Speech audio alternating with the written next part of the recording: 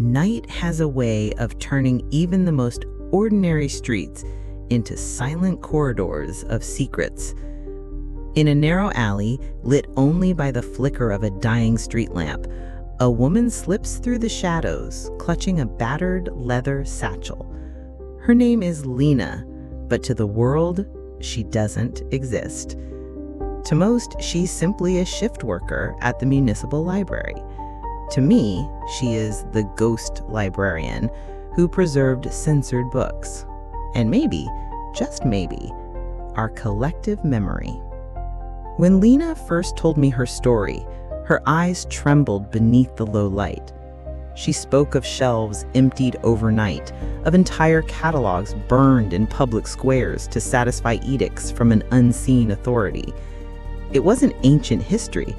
This was last year, last month, even last week. Novelists, poets, philosophers erased because their words dared question power. And Lena, armed with nothing more than determination and a secondhand scanner, decided to fight back. Imagine a hidden room carved behind the library's back wall, its entrance disguised by a sliding panel of old oak. Inside, the air is heavy with the scent of musty paper and cold metal. Desks groan under the weight of forbidden volumes, a 20th century memoir smudged with tears, a journalist's account of election fraud, a short story collection that taught an entire generation to dream.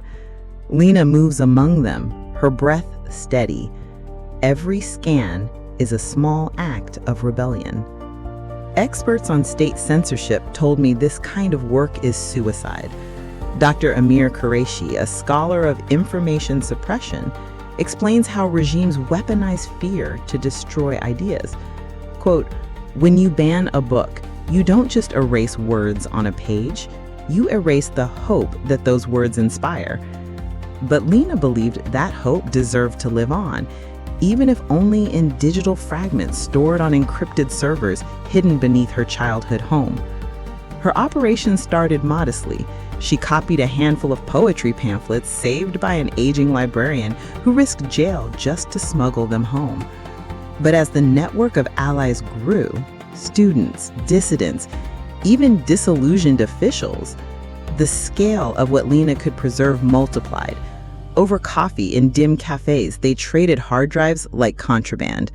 A single thumb drive could hold thousands of pages condemning old injustices and whispering new truth.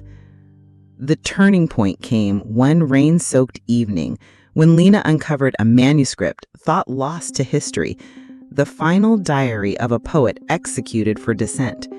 Its pages, water-stained and butterfly-fragile, mapped the poet's last days, his farewell to a daughter he could barely recognize, in a world gone silent.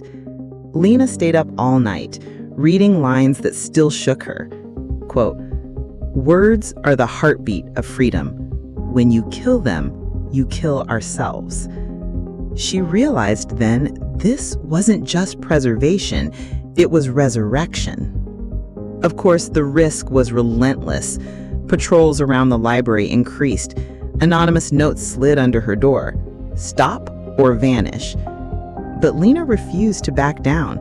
She learned to read shadows as warnings, coded the digital files in layers of cryptography, and recruited a codebreaker to reroute data past every firewall.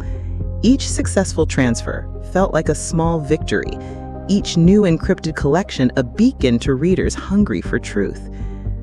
Last month, a truncated version of Lena's archives surfaced on an independent website. Within hours, volunteers from 3 continents were uploading translations, hosting virtual readings, even printing clandestine editions for underground book clubs.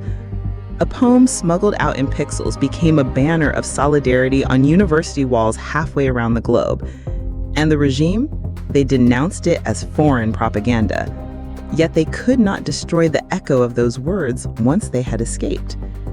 As dawn breaks over the city, Lena stands again in that secret room, running her fingers across spines that should no longer exist. She closes her eyes, imagining readers she may never meet. Someone in a distant town finding solace in a line of forbidden verse. a teenager learning courage from a banned novel, a mother passing stories to her child in the dimmest of times. This is why she remains a ghost, unseen, but essential.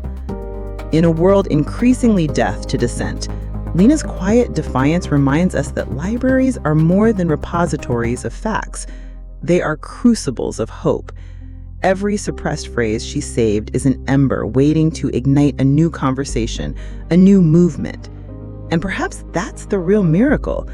Not that she preserved books, but that she preserved something more fragile and infinitely more powerful. Our belief that ideas can never truly be silenced. So when you next pick up a book, remember Lena's shadow among the stacks. Know that every page can be an act of resistance, every story a pulse in our shared human heartbeat.